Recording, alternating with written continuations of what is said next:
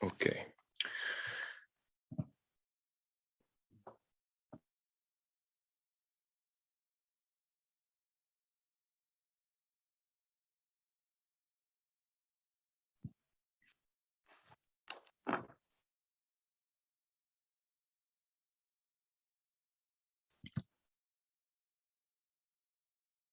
Ok, pozdravljam vas još jednom. Prebacit ćemo na engleski, iskoristit ću priliku još jednom da vas obavijestim da možete birati jezik, odnosno prijevod s engleskog na hrvatski.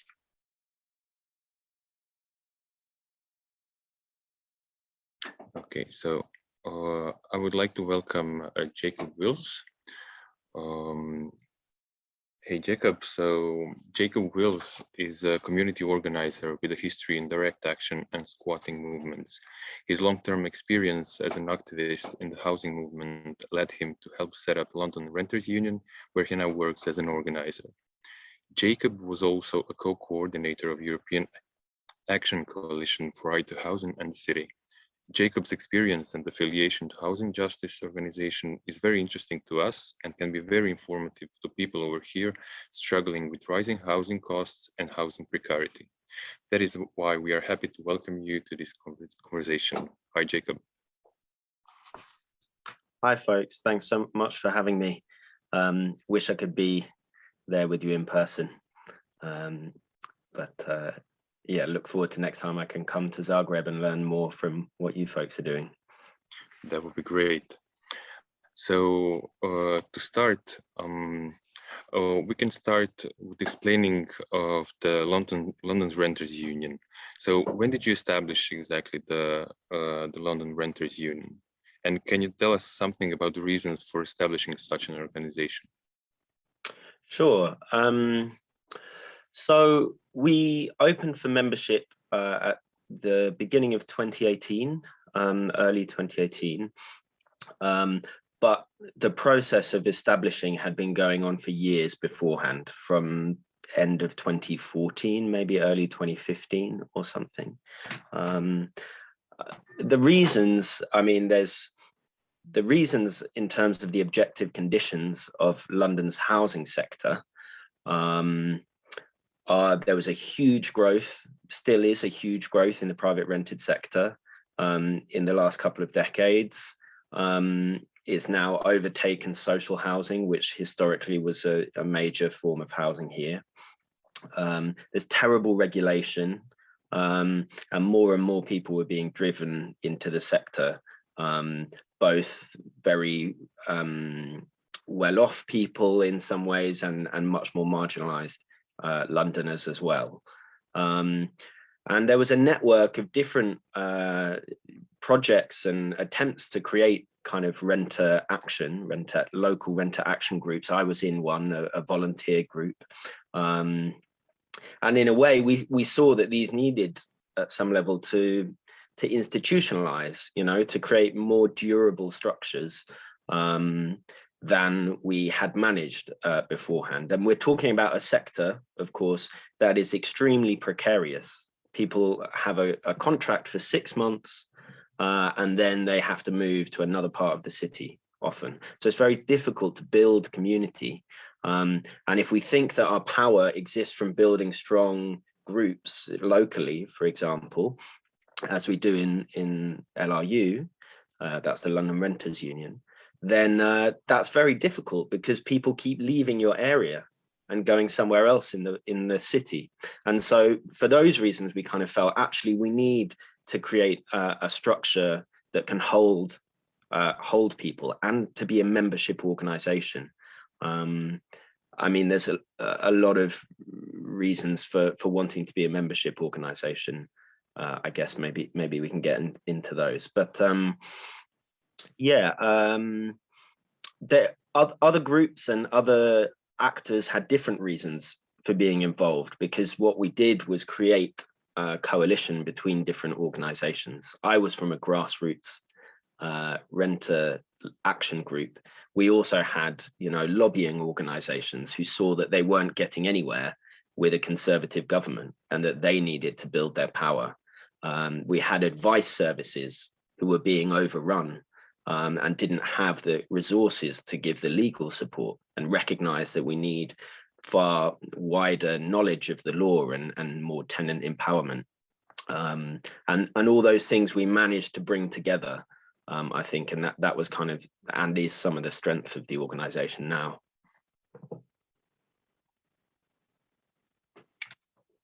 Oh, I can't hear you.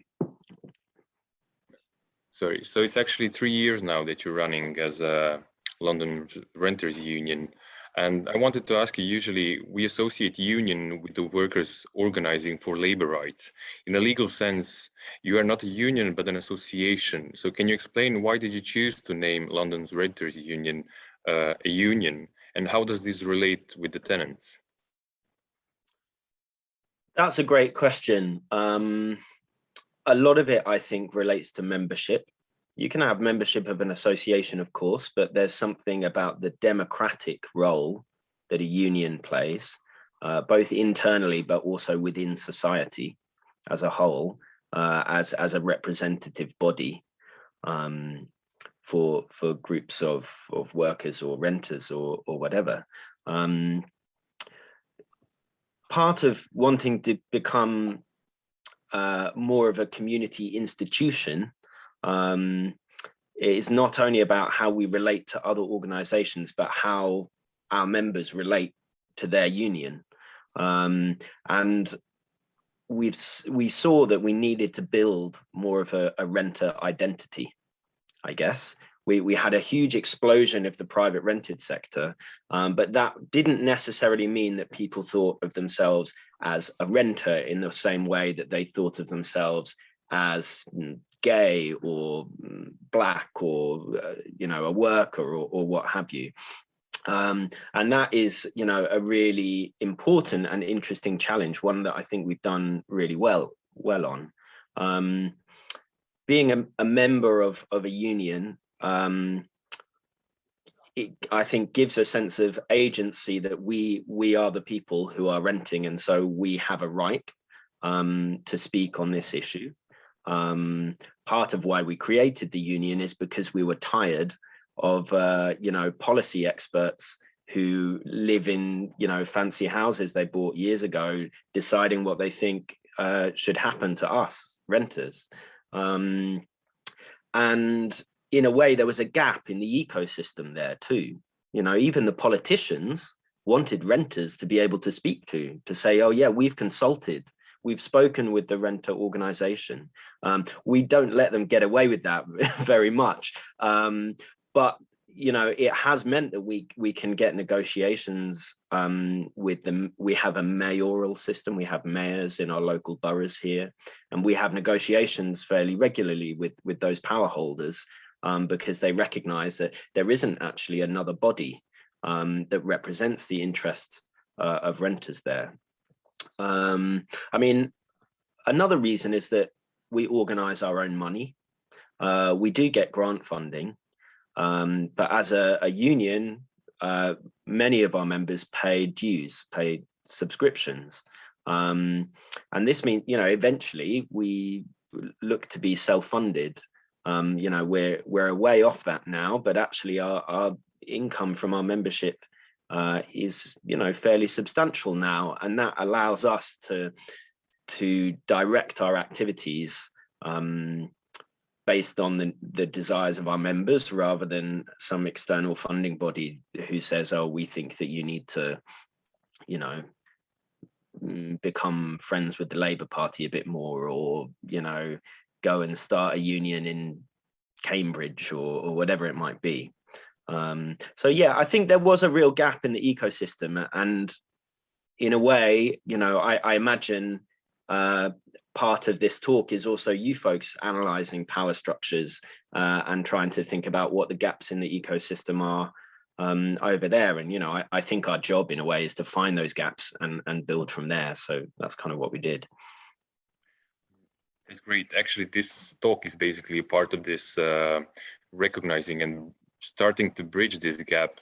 It's interesting what you say, that basically you kind of filled in this gap that in creating this renter's identity, but also a will from the government wanting to reach out maybe sometimes only as tokenism, where you could say, okay, we consulted them and, legitimizing the decisions.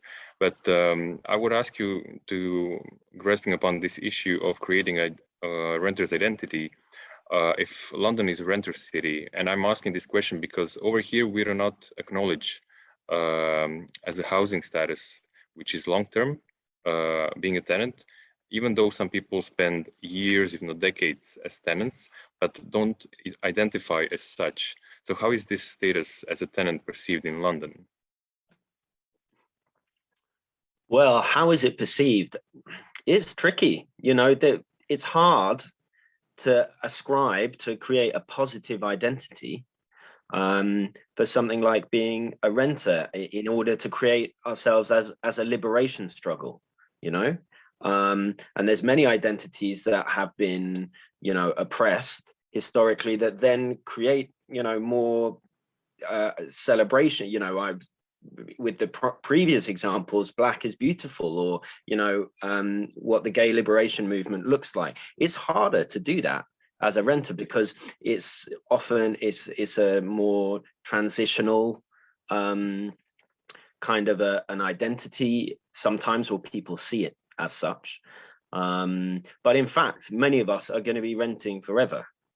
In London isn't the same as Berlin, we don't have the same numbers of people renting, although it's very, large numbers of people. We've got 3 million private renters in London out of 9 million people.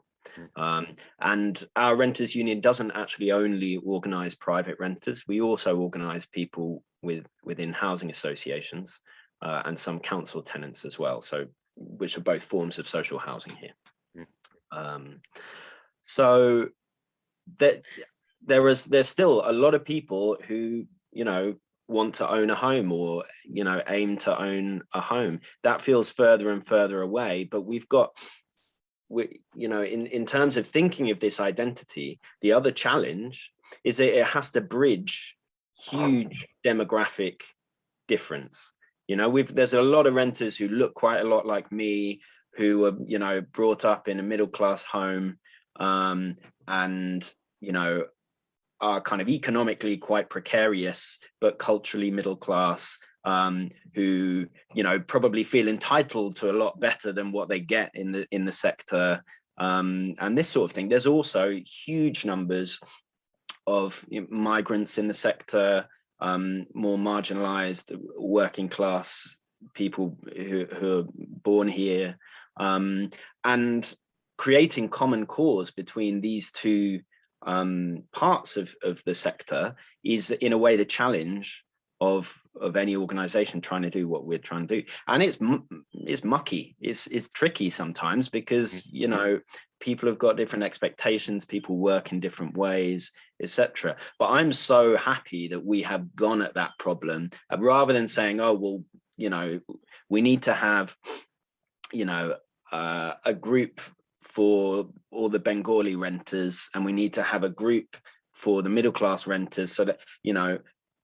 we need to forge that common identity. And I think we're doing quite well at it. How do we do that when it's, as I said, it's not the same as feeling like we're actually producing something as with labor, but what we do produce communities, and people feel very connected to their local area often. That's why many people get involved in the renters union often, because they care about their local area. They see the changes that are happening. Obviously, there's huge gentrification going on in London, people getting pushed out, etc. And so people feel some connection, both through the desire to defend that community, but also through a shared experience of oppression, and before you get to the celebrating the identity, there's the shared experience of oppression. And I think that is very strong. There's quite an active discourse around it. There's the news talks about it all the time, in certain parts of the media anyway. Is recognized that there is a housing crisis here. And that makes it a lot easier when you're on the doorstep chatting to people, because you don't have to persuade people that there's a problem. Everyone knows there's a problem, and the question becomes, what are we going to do? So I would say that that shared experience, we can turn into a shared experience of struggle, of people working together. And it's that often that builds the strong relationships that helps people feel an identity, even towards LRU. You know, we've got a lot of members who really feel like this is my home, my family, my community, in many ways, which is a beautiful thing to have done in a short space of time, I think. It's a really big question, how you create that identity. Maybe we can go on to some other aspects of it. Definitely. Maybe to explain what does it mean to be a tenant in London in terms, following your experience, how much does an average tenant pay for the rent in comparison to their income? I think more than half of London's private tenants pay more than half their income on rent. In my area, in Hackney, that I think the average rent for a 2-bed flat is 67% of the average earnings in the area. And this is in a borough of 200,000 people in my local borough. And it goes higher than that too. There's not that many people in the private rented sector who are paying less than 40%, I would say. That's incredible. Yeah. And do people actually have alternatives to this? Is public housing in any way available? That depends on your status in many respects. For huge numbers of people, it's not available at all. There's waiting lists in my local area, again, are in the tens of thousands.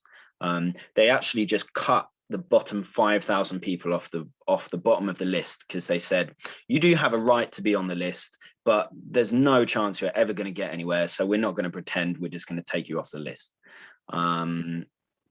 Which there was kind of an outcry about, but I kind of recognize what's going on in a way. You know, we're in a situation where we had a policy called right to buy that Margaret Thatcher brought in the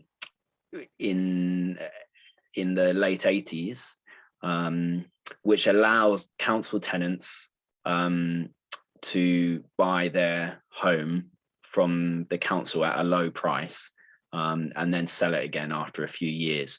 The vast majority of those homes are now private rented homes, so they've moved from the owner occupier to a landlord. So those estates, which were just council estates, now have lots of private tenants paying twice what the council tenants are paying. Often now those very same houses, which were council houses, are being used as social housing by local councils who need to find somewhere to put homeless people. And that is the way sometimes that people do get social housing. If you become homeless, then you go through a long and quite traumatic, often, process with the local authority, and you get temporary accommodation somewhere, often far away from people's communities, etc. And some people will get rehoused in social housing from that, but it's a very small proportion of people, to be honest. And the sector is being decimated more and more. Those big blocks that are kind of iconic of London's housing are being knocked down and regenerated, mostly for private sale. Yeah, I think all of us remember also the case of the Grenfell Tower as an emblematic case of transformation. And within our context, we can also relate to this post-Yugoslav transformation of housing and privatization that was happening in the 90s, and especially the lack of public housing at the moment. So coming back actually then to organizing of people, and we know it's extremely difficult to organize people who are scattered all around the city, even though they face the same problems as you mentioned. So how do you exactly do it? How did you manage to gather people? So this is a huge question. How do we organize? I wonder what the best way to go at it is. Perhaps I can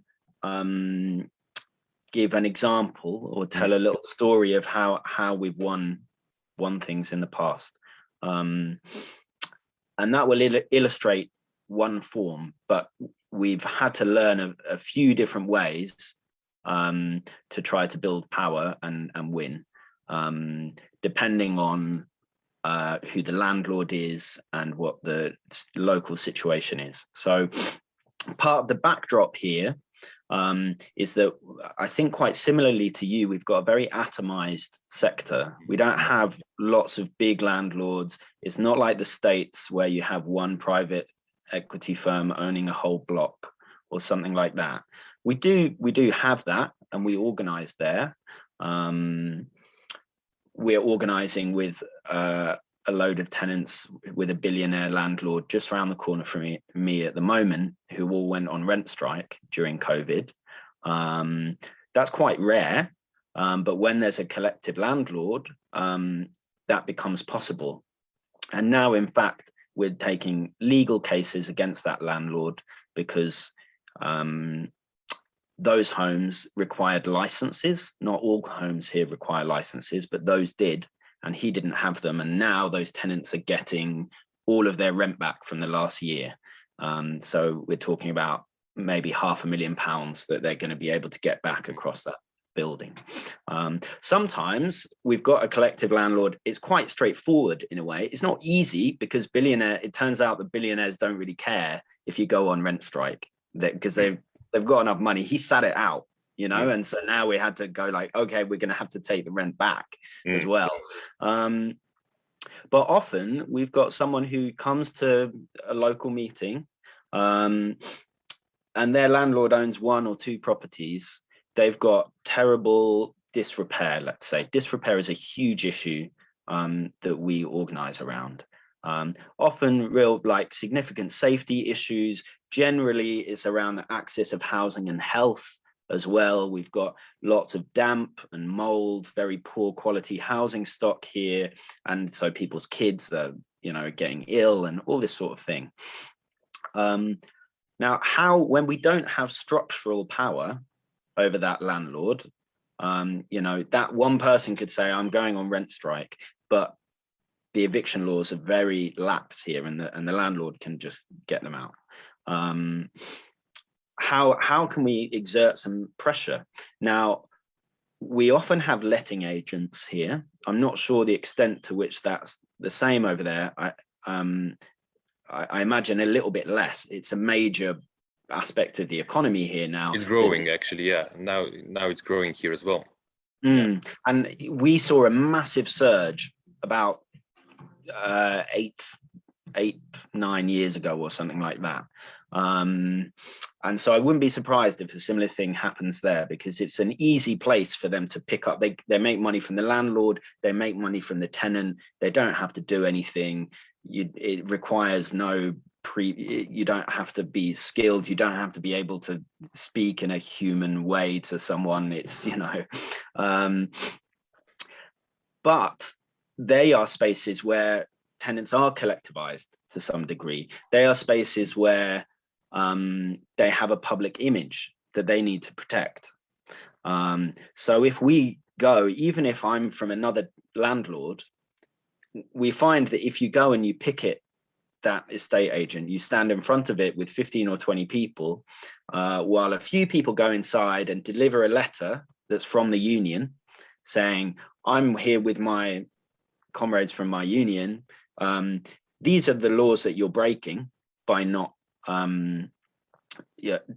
doing this work. And the legal system here is poor, but there often are some regulations that are being broken, right? But the landlords don't care because nobody knows the law and nobody has the power to defend the rights, even if they do know them. And that's kind of what we're here to do, is empower people to know those rights, and then to support people to enact them. And if you go, it often turns out they're not used to being on the low side of the power spectrum, and suddenly they get very flappy, they get very stressed, they want you to leave, they want the social media bombing to stop, they want, you know, and they're very willing sometimes to kind of negotiate. And we are about negotiation. We're not about these people are scum and therefore we must just destroy them. I would love it if there was no private rented sector whatsoever. I don't think that profit has any space in a housing system. And I think, you know, I want cooperative and communal housing solutions. However, I am going to negotiate with a power holder in order to get the win for the member. And so we train our members in how to negotiate, how to give testimony, and we do media work around that as well. Because people's situations are awful and it sparks something in people when they see it. And the agents and the power holders are scared when they see that. They see this is a powerful story, and if it gets out there that we've been doing this, we're fucked. So we do see things like that happen quite a lot. Yesterday, we resisted an eviction, an illegal eviction, and the letting agent came and was very stressed and ended up not only saying we'll call the eviction off, offering him a more secure tenancy, saying, okay, wait, please go, we're going to give you a longer tenancy here, stay. That's please great. Stay. So this can happen. Also, you know, we need to find the benefits of the informality of this sector. People are not well trained, they don't know how to deal with these situations well, they feel, you know, very stressed. And, you know, these agents use their power over renters often to say, oh no, we don't need to do that. And they hold the role of knowledgeable about the sector.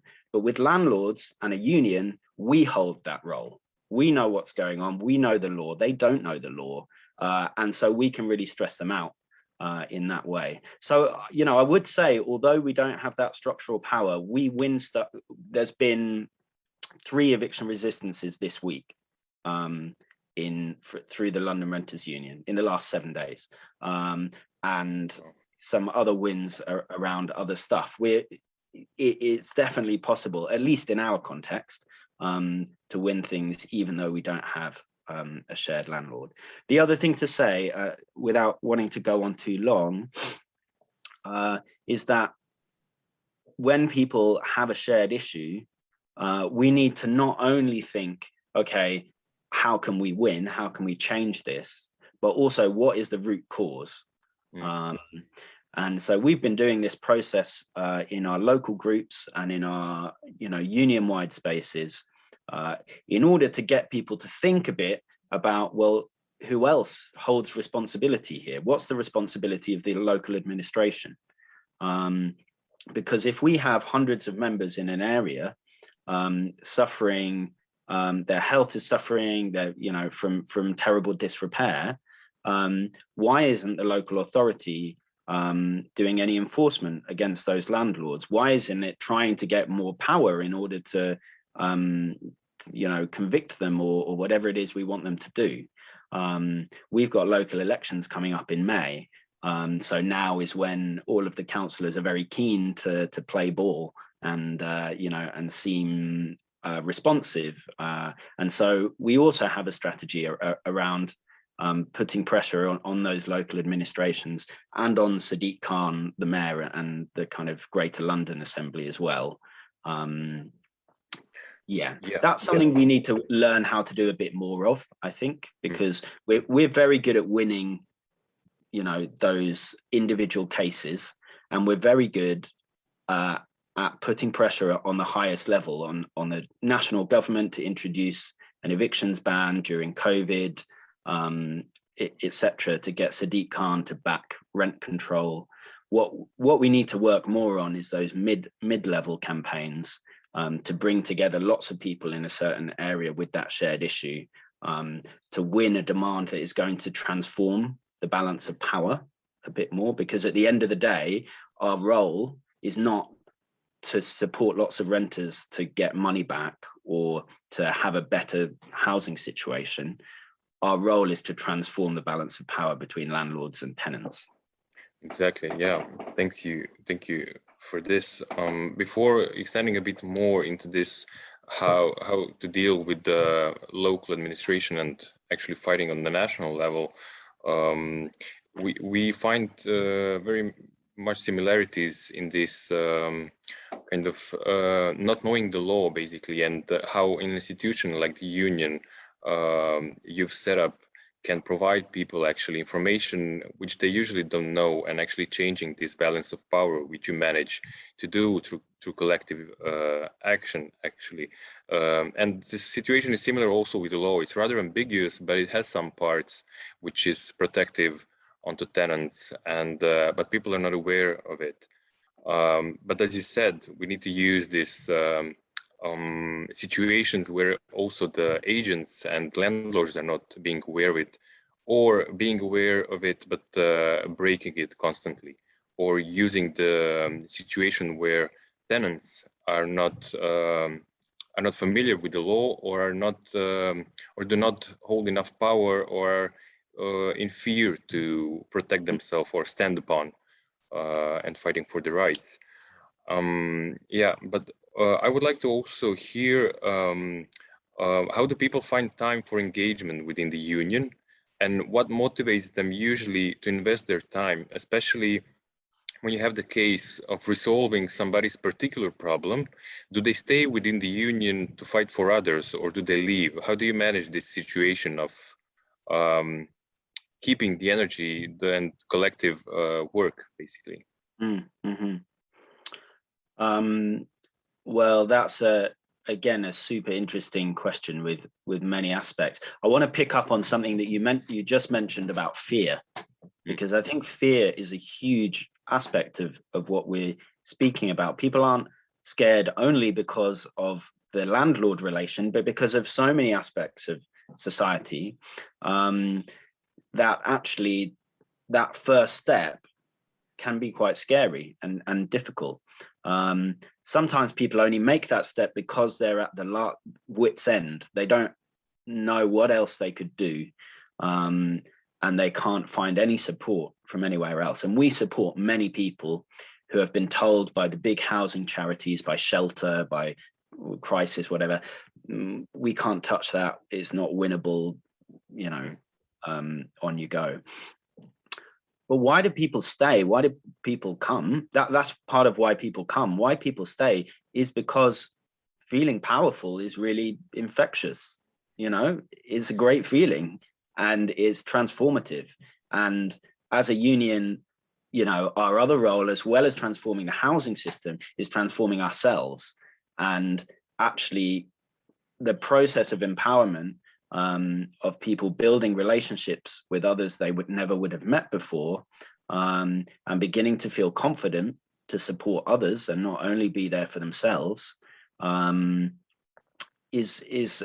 can be huge for someone's self-esteem, for the role that they see themselves as playing. So there's lots of people who come, who actually get more from supporting others than they get from being helped, if you see what I mean. Definitely. I mean, yeah, there's a context here, of course, of atomization, meaning that people need that community, that many of the kind of institutions in the UK have been broken down. Our trade unions are very weak. Even the churches, which played some sort of role, discuss, but they were a major institution, and their membership has gone through the floor. So there's clearly people need to feel more connected locally, and so we make sure that what we do is social as well as political.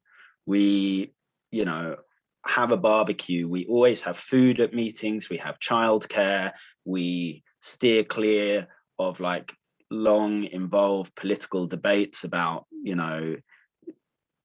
whatever, how we should pressurize Sadiq Khan. We need to have those debates, but that's not the priority. The priority is building relationships.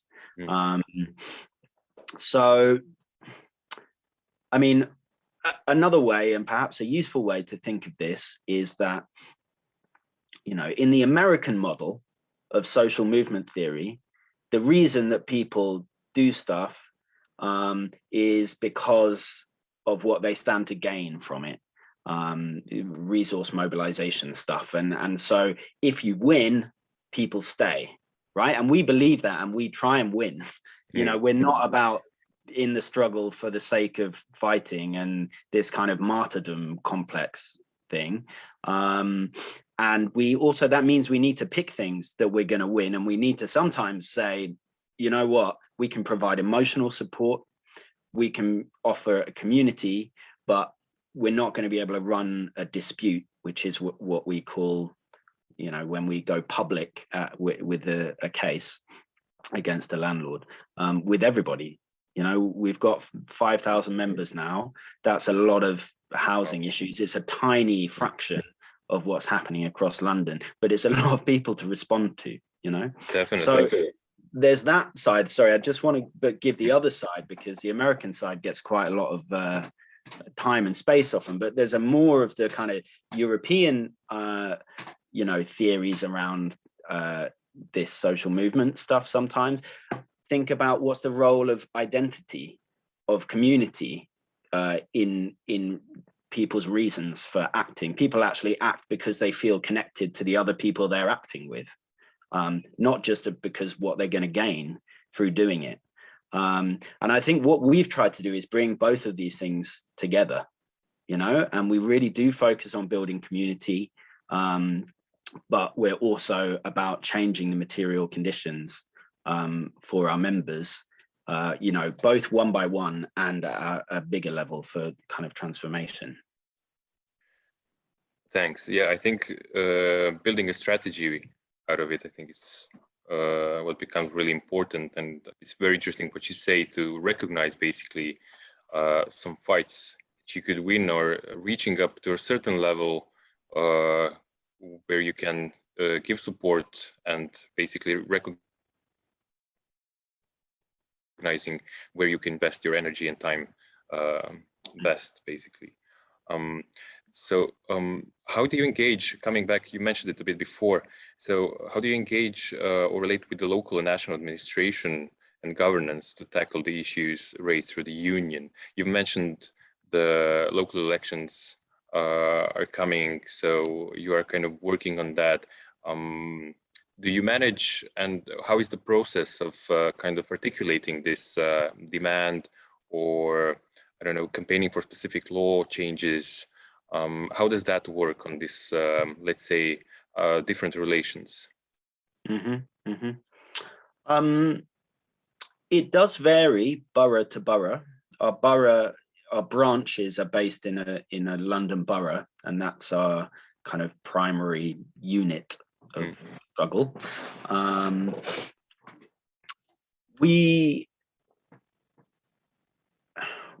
Well, what we do, we run an organizing drive.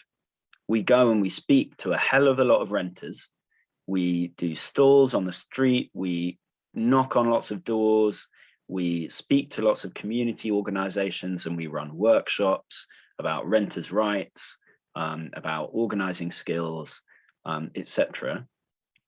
And through that, we kind of do a listening campaign, because you have to build credibility, right? If we have a meeting of 20 people and then we go and say, this repair is a huge issue and we want you to sort it out, they don't give a shit.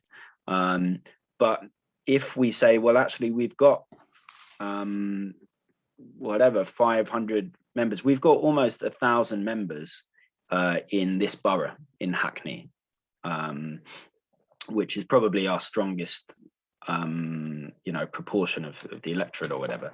But we've that's your borough, I guess. It is my borough, but that's not to do with me. I'm not taking responsibility for that. As you might be able to see on my Zoom name, I'm a new groups organizer. So I actually help smaller groups start in other bits of the city of people who want to build a branch, but need support and training to do that. So we do that listening campaign, and then we build up. We might do an action against the local authority, but what we do is certainly an action that wants to lead to negotiation, not one that shuts down the options for them. One that creates space for the potential of working together. We are very keen. We don't want to be seen as too close to the council, because we have very different interests. But at the same time, those councils have a lot of problems with private landlords. They would like to be getting some of that money. And there are some shared interests at some level. So we need to find that line of how to create political tension while not also just burning bridges. Here's an example of a very family-friendly action that I did in Hackney some years ago, when we wanted to be able to meet with we'd started meeting with the local authority, and they said, oh, that's not an issue here. That illegal evictions don't really happen in Hackney. We just don't really hear about them, And we were like, this is bollocks. We're hearing about them all the time. We spoke to lots of people, did a listening campaign. We did a demonstration, and we asked people to come who had told us their stories. And we played a game of bingo with the different housing issues of infestation by mice and rats, or damp and mold, or illegal eviction. And we got the representatives, the councillors, up on the stage with their little cards, bingo cards, and people came and told their stories, and they had to tick it and be like, oh yeah, that's an illegal eviction, oh yeah, that is definitely rats, until they said bingo. And then we hit them with, here's our demands. And we had 7 demands, whatever they were, about what the local authority could do. This was before an election, and we said, are you going to commit to this or not? You've got 30 seconds. We try to do stuff in, that's a kind of classic community organizing style action, right? Where you're demonstrating your power, but you're creating space for to win something achievable from the power holders and that sort of thing. We have many members who are like, I hate the council, I am going for it, and we want to, have a really big demo and tear it down. So there's a lot of, there's a broad spectrum, let's say, but, we are now trying to focus a bit more on that local level, because we're not going to get a lot, I think, from Boris Johnson and the Tory government. Before the 2019 election here, they were very scared about how it was going to go. They made a lot of promises to renters, and they backed a campaign that we were running along with another organisation to scrap the eviction laws that allow for people to be evicted at any point once your contract is ended. And they basically just used our press release and said, okay, this is what we're going to do, same wording and everything. It's been 2 years now that we're in negotiation to try to get that law actualized. And that's really, it's hard to tell now that the Conservatives aren't scared about their majority, how we're going to translate that. A lot of the work we're doing in that sense is about the broader ecosystem of housing organizations as well. We've managed to make a coalition called the Renters Reform Coalition, and that's with Shelter and Crisis and the Citizens Advice Bureau and all these kind of major institutions. And in a way, our role there is to pull them to the left, so that the proposals that go are decent, and we managed to get shelter. We had a negotiation with them, and we forced them to come out and say that they were against this evictions law, which was a big change to a couple of years ago. So in a way, sometimes if you can't move the power holder, you need to think, well, who has got influence on the power holder? Who's got power over them or influence to some degree? And let's start chipping away at those pillars to start, making them feel out on their own a bit more. And I guess we've been doing a bit more of that recently. That's great to hear too. It's again strategizing on a different level and see where you could actually influence to get in action actually your what you're fighting for. I have another question, but I think maybe it's time to open the floor to the public and to questions from the public. So feel free if you want to talk, or just drop in the question in the chat. So let me see if there are any.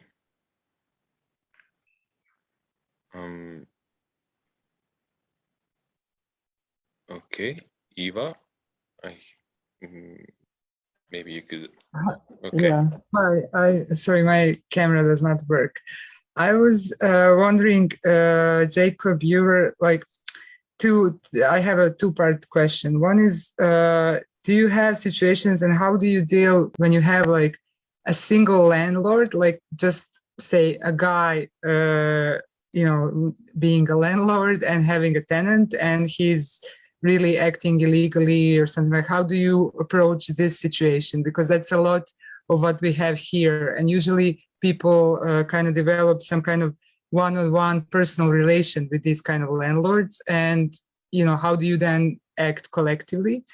And another thing, this is just like a personal question of sorts, when you talked a lot about repairs in apartments and the question of repairs. Over here, like, I myself am afraid to ask my landlord to fix the walls that have been cracked from the earthquake, because I think if he does that and changes tiles in the bathroom, that he's going to ask for more money. So I'm kind of putting that off, and kind of standard of living is just like becoming lower and lower, and I think that is the case for many people. So do you have some ordinances or some situations where you can prevent such things from happening? Thanks. Great. Well, I'll start with the second bit, because I don't have great things to say, I'm afraid. We come across this exactly the same thing a lot of the time. People often decide, like, I'm going to rent this place because it looks kind of shoddy, and so hopefully he won't put the rent up, sort of thing. And we don't have protections against that.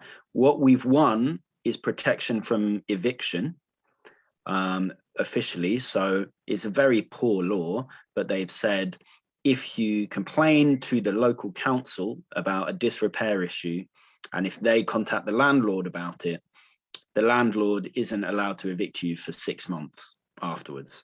But that doesn't, if your contract ends, the landlord could say, actually, well, I'm putting the rent up loads, and you would still have to leave. So it's a complicated situation. I think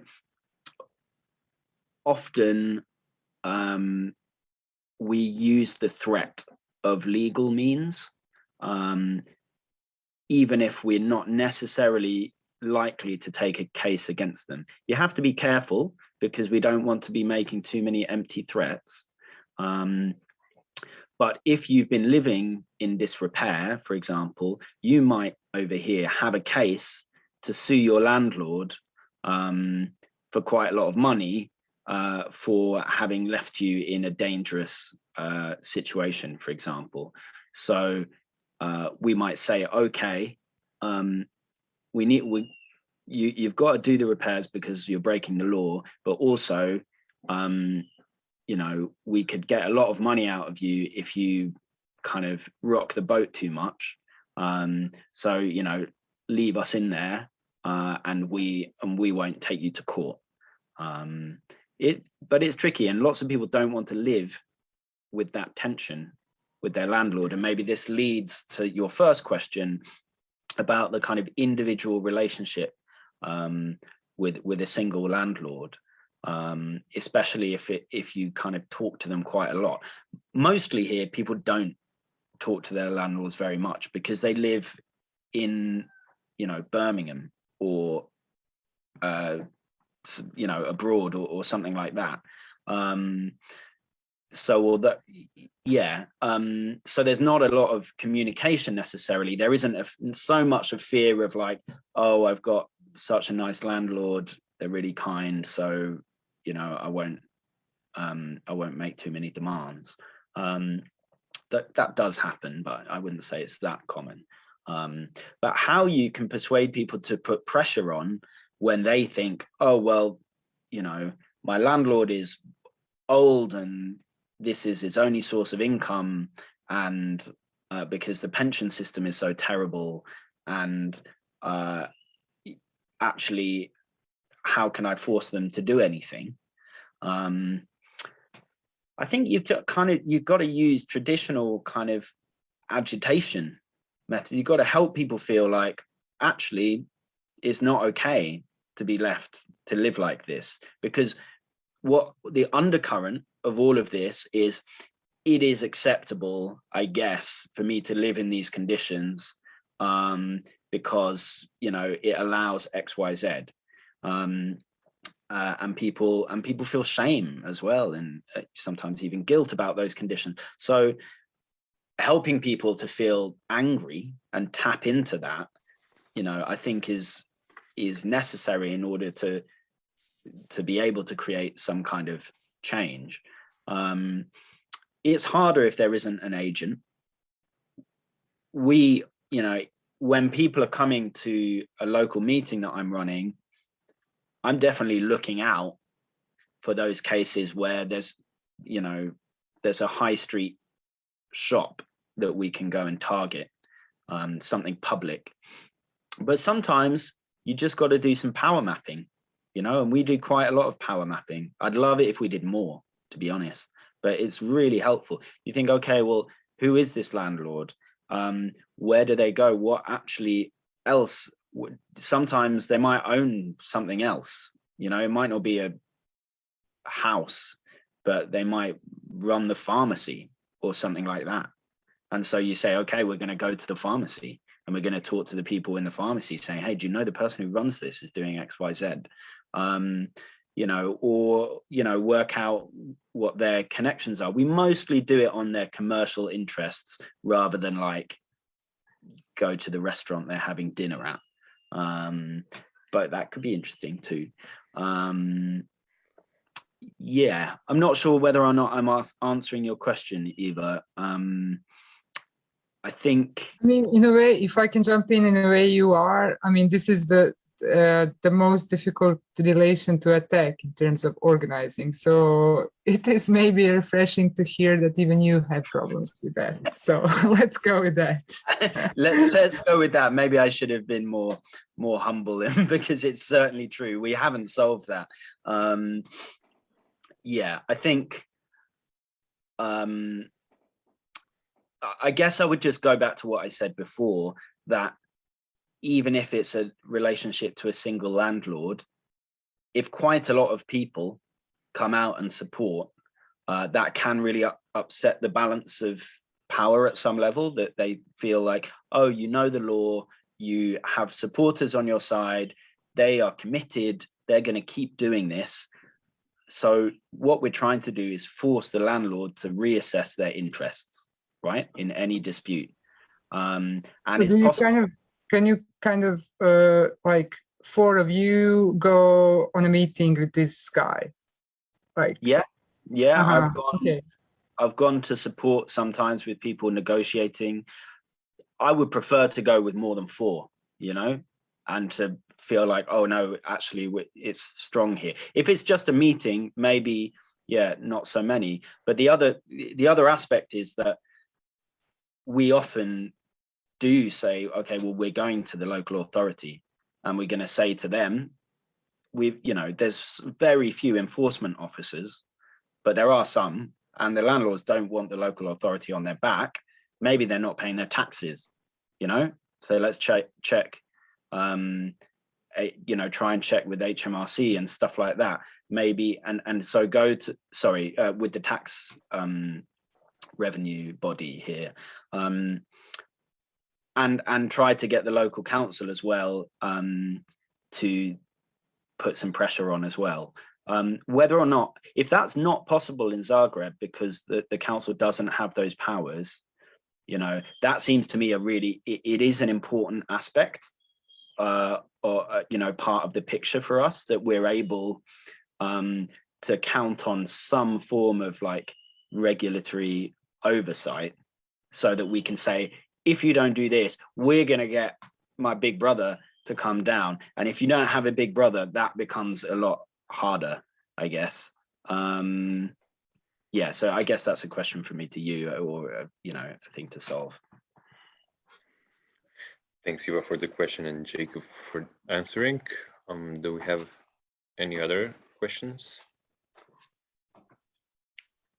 Maybe some will pop up, but meanwhile, we've been talking about fighting for the rights for the people who are already renters. How about discrimination when people are in the search of their housing, of their future housing? I've read on your page and talking with you, you have this no DSS, which is an old acronym for Department for Social Security.